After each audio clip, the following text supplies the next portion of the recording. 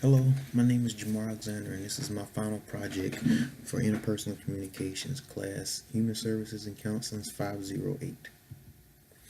On this, in this presentation, we're going to talk about a little introduction on what interpersonal communication is, listening, how it affects interpersonal communication, overarching goal for myself, background and behavioral blend, communication barriers and some things that we struggle with, resources and strategies, and an action plan to putting all this in place and how it's going to be formulated going forward.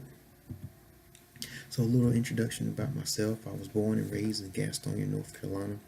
Uh, Grew up there, graduated from high school, and joined the military, the Marines. From there, I got married in 2012, and I now have two kids. I'm actually celebrating my son's birthday today.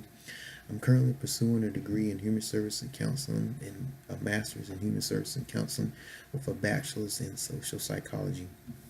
Uh, I enjoy how people interact and how they communicate with one another. So I wanted to get a better understanding of it and basically see how I can affect counseling and communication. So interpersonal communication. Stewart defines interpersonal communication as a type of communication that happens when the people involved talk and listen in ways that maximize the presence of the personnel.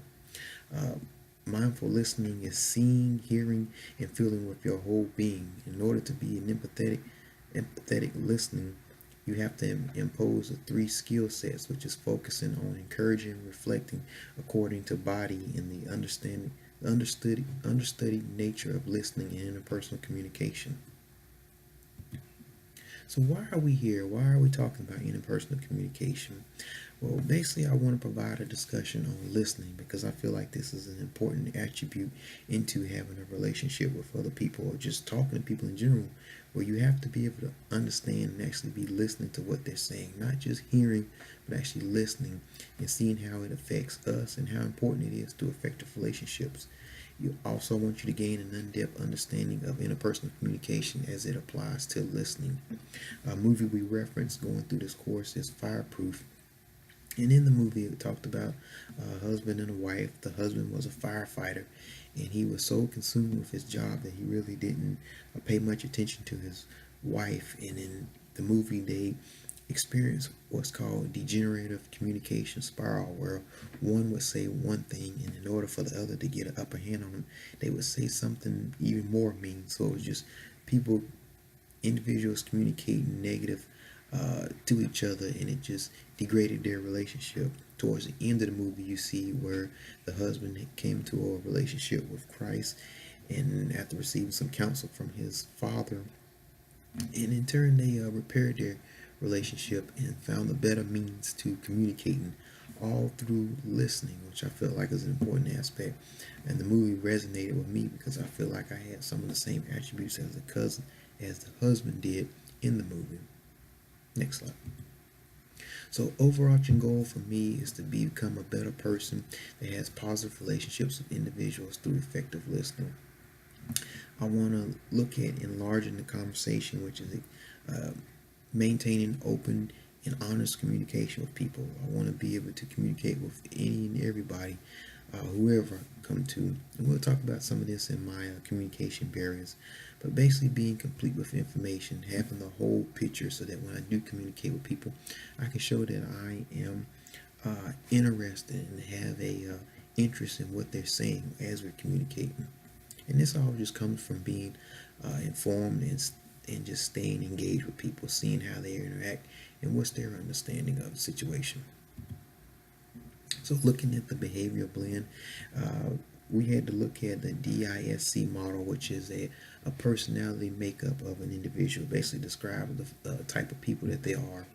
You see, you have the D, which is the active, task-oriented, the I, which is the active, people-oriented, the S, which is the passive, people-oriented, and the C, which is the past and task-oriented. Carbonell describes some of these attributes in his How to Solve the People Puzzle, whether it be the active, task-oriented people that are just engaged on the active or task, or the passive type of individuals. Richardson also mentions this in his listening and feedback, which is two essentials for interpersonal communication. So upon taking the uniquely you test that we had at the beginning of the course, I was determined as a D and an S, which is an active and passive task-oriented person.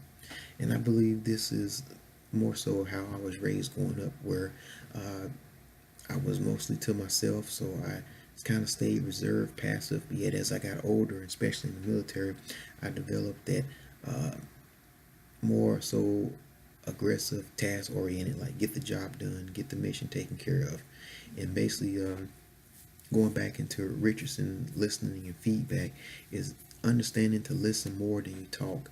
I'll say it towards the end of how being one of my mottos is be swift to hear, slow to speak, and slow to wrath. Listen more than you actually talk, because you can actually understand and see what people are talking about if you listen to what they're really saying. You have to listen to what people are saying as well as what they are not saying. And this is not so much the nonverbal type of communication, but what people are saying and what they're actually meaning, because people are communicating, saying one thing but communicating another. Next slide. So for the behavior blend, some of the positive influences that I am easy to get along with. I feel like I can get along with most people, and I try to take care of everybody as much as possible. I like to remain calm going through most any and every situations, and I have high expectations that often drive other people. So if I feel like we can get somewhere, I want to make sure everybody's on the same sheet and that we're all getting there at the same time. Next slide. Some of those negative influences is that I tend to be passive when I should be more engaged, where I have a calm demeanor, and it sometimes requires a more aggressive demeanor. And sometimes I devote more attention to certain areas that may not be as important as some of the other ones. So I have to work on that, getting my priorities along. Communication barriers. Peterson defines as listening attentively, where you have to listen, not listen with your judging ears on, but actually listening and being attentive to what other people are saying. Okay, passive aggressive demeanor used at different times. This is also the communication barrier for me, where when I should be more direct, I'm kind of passive and kind of laid back about it.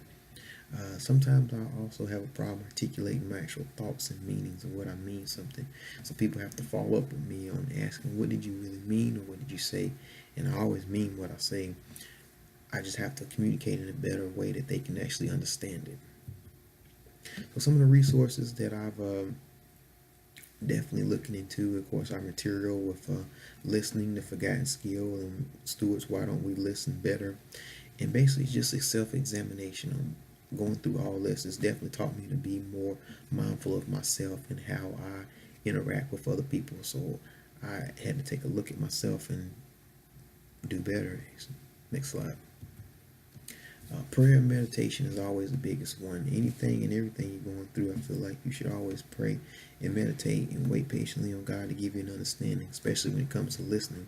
Because if you're listening to Him, you're definitely going to be on the right path. So I have to pray and meditate, again, doing self-examination and just taking Burley Allen's advice on owning the problem. Whatever the situation is, own up to the problem and actually